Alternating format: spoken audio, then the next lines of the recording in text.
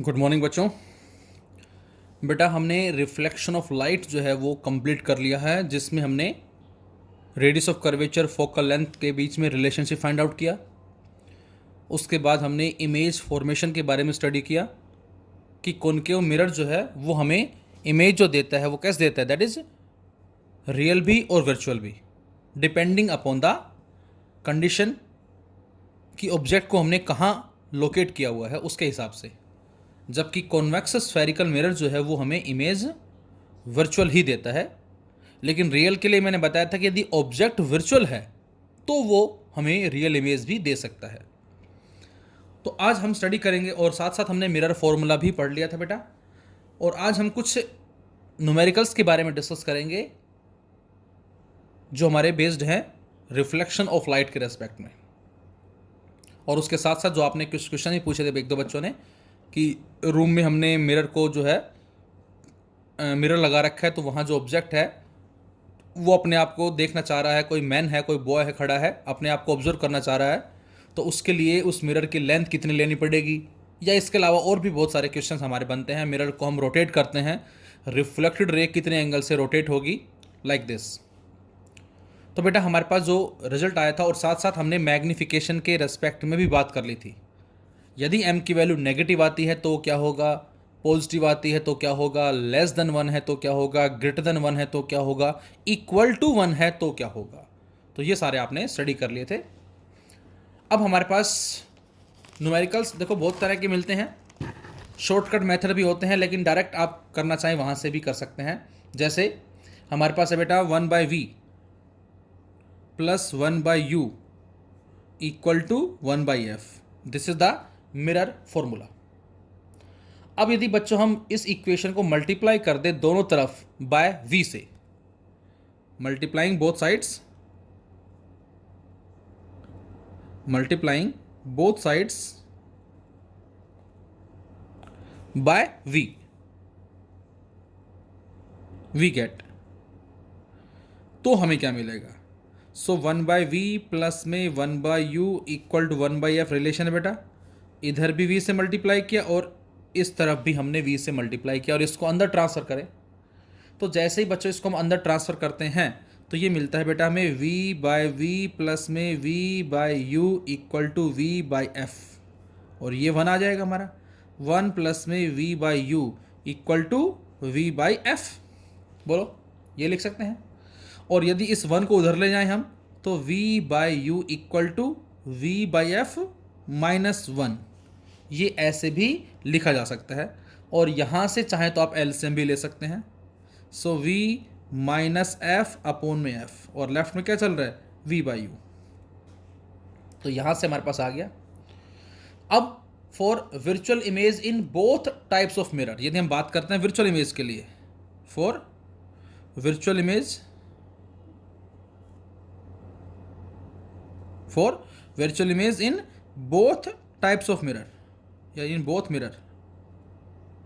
अब वर्चुअल के लिए आपको पता था v और u का रेशियो क्या आया था बेटा, तो आंसर है रियल के लिए u भी नेगेटिव v भी नेगेटिव, लेकिन वर्चुअल के लिए u नेगेटिव है v पॉजिटिव है। तो इसका मतलब उसको लिखा था हमने v/u माइनस साइन के साथ, यह आया था हमारा, बोलो। और यहाँ से v/u किसके बराबर है बच्चों, यहाँ से v/u बराबर है v minus F over F. तो इस v/u की वैल्यू यहाँ से उठा के यहाँ रख दे अब आप, तो यहाँ से minus sign v minus f by f. और यदि इस माइनस को प्लस करना चाहें तो ऊपर से v माइनस एफ की जगह f माइनस वी हम लिख सकते हैं। तो इसका मतलब m जो है, जो हमारा v बाय माइनस यू होता है, उसको हम ऐसे भी लिख सकते हैं f माइनस वी अपॉन में f। तो ये हमारा एक डायरेक्ट फॉर्मूला आ जाता है न्यूमेरिकल्स के लिए। जब भी हमें m की वैल्यू फाइंड आउट करनी है, डायरेक्ट v और f दे रखा है, या फिर ये इससे भी आप सोल्व कर सकते हैं। देखो नो मैटर, ये कब है, जब हमने दोनों तरफ v से मल्टीप्लाई किया। अब यदि बच्चों हम दोनों तरफ u से मल्टीप्लाई करते तो क्या आता, इसी रिलेशन को multiplying both sides by u, 1/v plus 1/u equal to 1/f। दोनों तरफ u से मल्टीप्लाई कर दो, इधर भी u से मल्टीप्लाई कर दिया और इधर भी u से मल्टीप्लाई कर दिया। तो अंदर क्या बचेगा, अंदर आ जाएगा बेटा u by v plus one equal to u by f, ये आ जाएगा। अच्छा, यहाँ से u बाई वी निकालने के लिए वन को उधर ले गए हम, तो बेटा यहाँ से u बाई वी आ जाएगा u by F minus one, और अगेन एलसीएम ले लें यहाँ से, सो u माइनस एफ अपॉन में f, ये आ जाएगा u बाई वी। लेकिन हमें तो m लाने के लिए v बाई यू चाहिए, इसको उल्टा कर दें हम, तो इसको उल्टा करते ही v बाई यू बन गया, और इधर से क्या बन जाएगा बच्चों, f अपॉन में u माइनस एफ, इसको ऐसे भी लिखा जा सकता है। अब m की वैल्यू हमारी क्या होती है, सोचिए ज़रा, तो m की वैल्यू फिर से हमारे पास है, that is minus v by u, और अब इसकी वैल्यू को जैसे ही हम यहाँ रखते हैं, क्या f अपॉन में u माइनस एफ और माइनस साइन, हमने इस v बाई यू की वैल्यू को यहाँ रख दिया बेटा, तो यहाँ से m की वैल्यू क्या आ जाएगी बच्चों, माइनस में v by u equal to f, और नीचे u माइनस एफ को f माइनस यू कर सकते हैं आप, और ये माइनस बाहर वाले माइनस से कट जाएगा, तो ये हमारे पास डायरेक्ट एम एफ यू और ये डायरेक्ट एम एफ वी में रिलेशनशिप आ जाती है। अब जरा ध्यान से देखें, यदि आपसे कहा जाए क्या कि ऑब्जेक्ट जो है वो इतनी स्पीड से मिरर की तरफ जा रहा है या मिरर से दूर जा रहा है, तो उसकी इमेज जो होगी उसकी स्पीड क्या होगी, means relationship between the speed of object and image formed by A spherical mirror. तो नेक्स्ट हमारा कहलाता है बच्चों रिलेशनशिप, दैट इज रिलेशनशिप किसके बीच में, between the speeds of object and image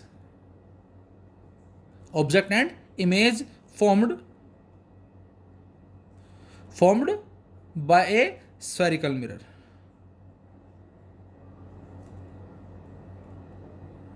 इस पे हमें एनटीएससी में क्वेश्चंस मिलते हैं, तो इसको थोड़ा ध्यान से देखें। हमारे पास रिलेशन है बच्चों वन बाई वी प्लस में one by u equal to one by f, ये रिलेशन है। हमने क्या किया बेटा, हम इस तरह v को u को ऊपर ले जाएं, तो ये बन जाएगा v की पावर माइनस वन प्लस में u की पावर माइनस वन और इक्वल टू f की पावर माइनस वन, ये आ जाएगा। और बच्चों अब क्या करते हैं, इसको हम डिफरेंशिएट करते हैं with respect to time, differentiate with respect to time, we gate.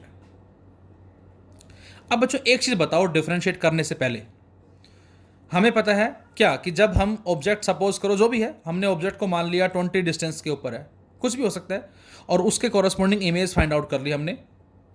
क्या ऑब्जेक्ट के डिस्टेंस को कम ज़्यादा करने से इमेज का डिस्टेंस कम ज़्यादा हो रहा है, तो क्या उसकी वजह से फोकल लेंथ में कोई चेंज आएगा? तो आंसर है नो। फोकल लेंथ जो बेटा मिरर की वो क्या रहती है, कांस्टेंट। हम ऐसा नहीं कहेंगे कि u चेंज करने से, v चेंज करने से फोकल लेंथ चेंज होगी। Focal length is the constant, वो हमेशा सेम रहती है, कांस्टेंट रहती है। What ever be the u, what ever be the v। हाँ, u और v चेंज करें, u चेंज करने से v चेंज हो रहा है, लेकिन बच्चों फोकल लेंथ जो वो कांस्टेंट रहती है। और हमें पता है कि कांस्टेंट टर्म का जो डिफरेंशिएशन है वो जीरो होता है, तो इस टर्म का डिफरेंशिएशन जीरो, इसको कर दो आप। अब डिफरेंशिएट करने के लिए बेटा पावर आगे आएगी, माइनस वन आगे आ गया, और v की पावर जितनी है उसमें से एक कम कर दें, माइनस वन में से माइनस वन गई, माइनस टू। ये तो पावर का हो गया। अब जो अंदर टर्म है v, उसका करेंगे टाइम के रिस्पेक्ट में, तो इसको लिखेंगे dv by D T plus u की पावर माइनस वन। अब u की पावर माइनस वन करें, पहले पावर का करेंगे, माइनस वन आगे आ जाएगा, और u की पावर जितनी है उसमें से एक कम हो गई, माइनस टू। और अब u का t के रेस्पेक्ट में du बाई डी टी, और इधर फोकल लेंथ का जीरो हो जाएगा क्योंकि ये कांस्टेंट है। तो बच्चों यहाँ से आ गया dv अपॉन में dt एक, माइनस साइन दो, और v की पावर माइनस टू को नीचे ले आए, minus du by D t, और साथ में u स्क्वायर को नीचे ले आए, माइनस जो है इसको जीरो, इस फैक्टर को उधर ले जाओ, तो यहाँ से बच्चों d v by D t और माइनस में 1/v² बराबर किसके आ जाएगा, d you by D t और 1/u²। ये आ गया, बोलो। अब जो d v by D t है बच्चों, दिस फैक्टर, इसको मैंने कैपिटल वी और इसके पाँव में लिखा I, capital V I. This capital V I is the speed of image, इसको हम इमेज की स्पीड बोलेंगे बच्चों, this is the image speed. और इधर D you by D T जो फैक्टर बेटा, इसको हम बोलेंगे कैपिटल वी और ओ, वी ओ का मतलब स्पीड ऑफ ऑब्जेक्ट बोलेंगे। और लेफ्ट में क्या चल रहा है, -1/v²। इस v² को ले गए उधर राइट साइड में क्रॉस मल्टीप्लाई करवा के, और वहां u² पहले से है, तो क्या लिखा है इसको हमने, इसको लिख दिया बच्चों v/u², और माइनस साइन भी साथ में है, ये माइनस साइन लगा दिया।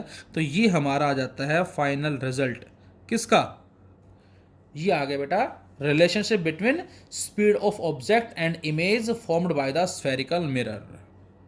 कितना आया, मैं एक बार फिर लिख देता हूं इसको। ये जो हमारा बच्चों रिजल्ट आ गया बेटा, ये कितना आ गया, ये आ गया v i equal to minus में v/u² इंटू वी ओ।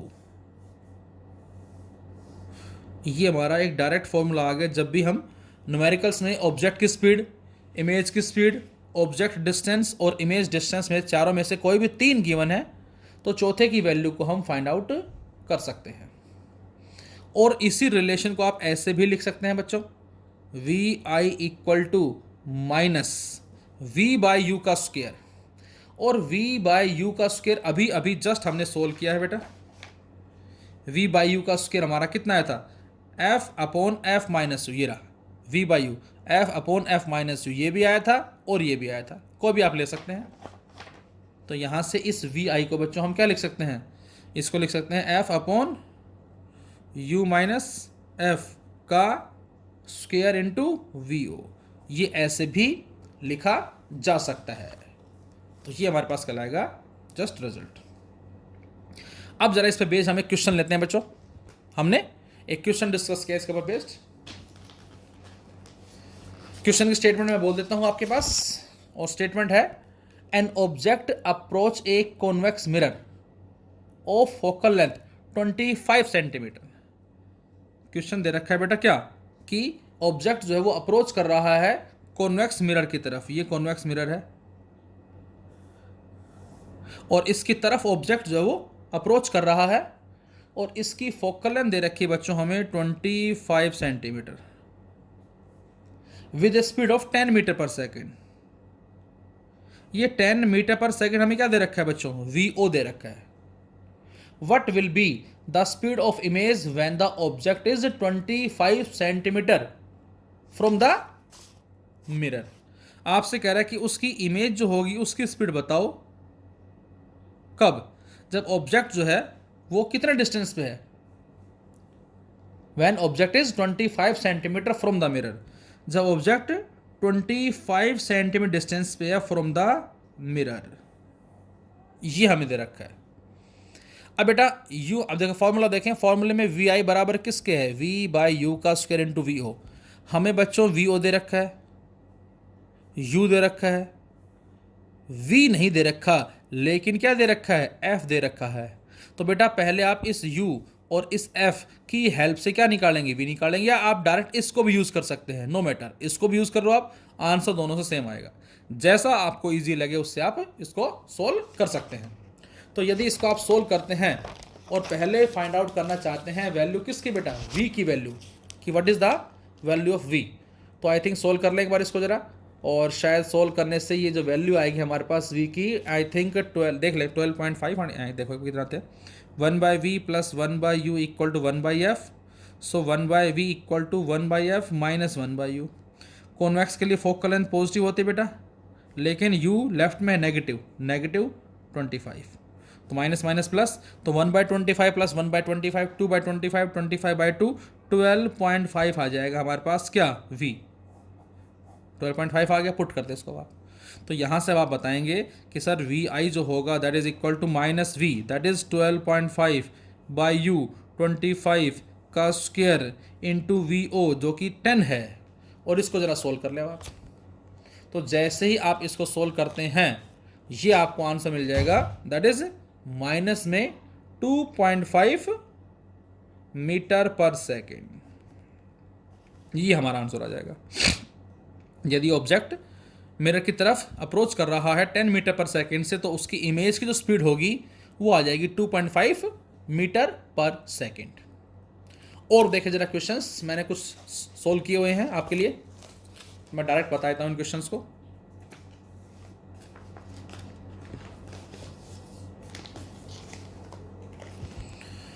ये हमारा क्वेश्चन है बच्चों,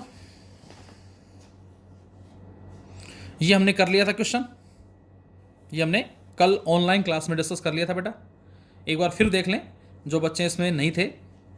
इसमें है an object is placed at a distance of 36 centimetre from A convex mirror. एक कॉन्वेक्स मिरर है बच्चों, और इससे 36 सेंटीमीटर डिस्टेंस पे एक ऑब्जेक्ट को लोकेट किया गया है। A plane mirror is placed in between, और कह रहा है कि इस ऑब्जेक्ट और कॉन्वेक्स के बीच में कहीं एक प्लेन मिरर भी है, so that two virtual images so formed coincides. और वो कह रहा है कि दोनों से जो वर्चुअल इमेज मिलेंगी, मतलब प्लेन मिरर से तो वर्चुअल मिलती है और कॉन्वेक्स से भी हमें वर्चुअल इमेज मिलती हैं, तो दोनों की जो वर्चुअल इमेजेस मिल रही हैं वो आपस में कोइंसाइड कर रही हैं। If the plane mirror is at a distance of 24 centimeter from the object, यदि प्लेन मिरर ऑब्जेक्ट से 24 सेंटीमीटर डिस्टेंस पे है, then find the radius of curvature of the convex mirror. हमें इस कॉन्वेक्स मिरर का बच्चों R निकालना है, रेडियस, और उसके लिए फोकल लेंथ चाहिए। अब बेटा हमें इस मिरर से ऑब्जेक्ट का डिस्टेंस दे दिया U कितना 36, V हमें नहीं पता। यदि V पता लग जाए तो U और V की हेल्प से F निकाल लेंगे और उस F का डबल कर देंगे, वो आ जाएगा इसका R। अब कंडीशन क्या है?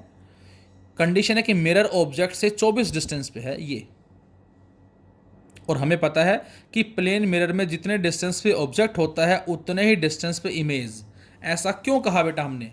क्योंकि प्लेन मिरर के लिए जो फोकल लेंथ है बच्चों वो क्या होती है? इन्फिनिटी।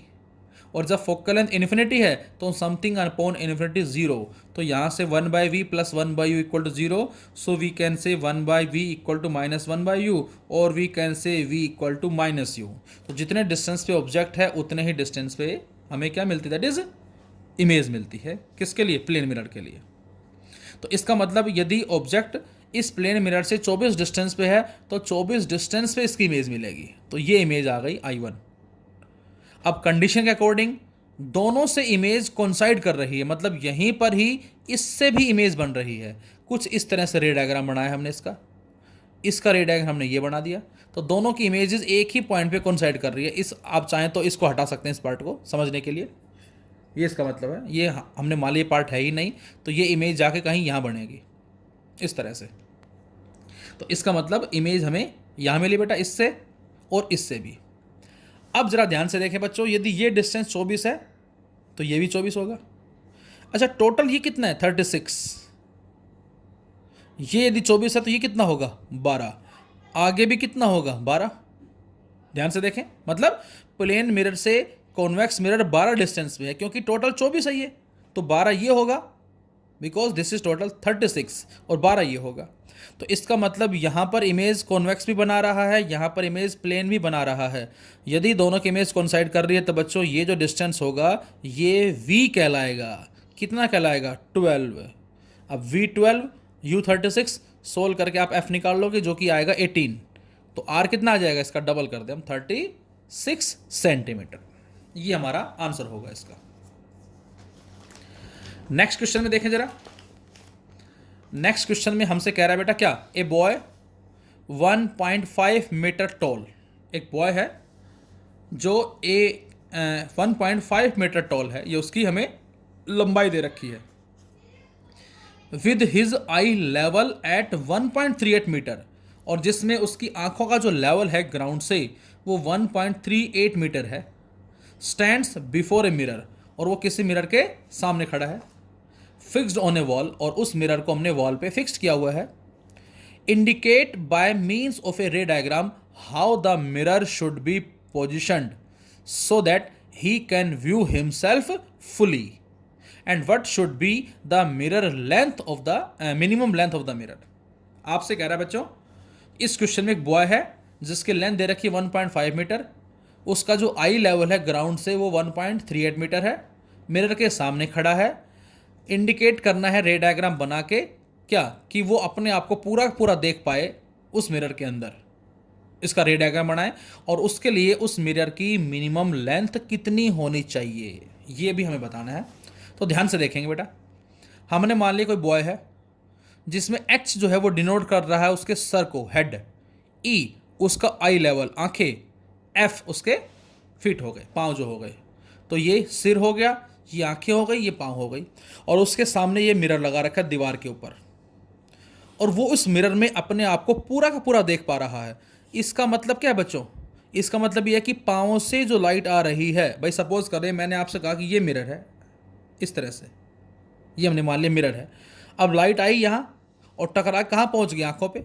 यदि पाँव से लाइट आके मिरर से टकरा के आंखों तक पहुँचेगी तभी तो वो अपने पाँव को देख पाएगा, अदरवाइज पाँव को नहीं देख पाएगा।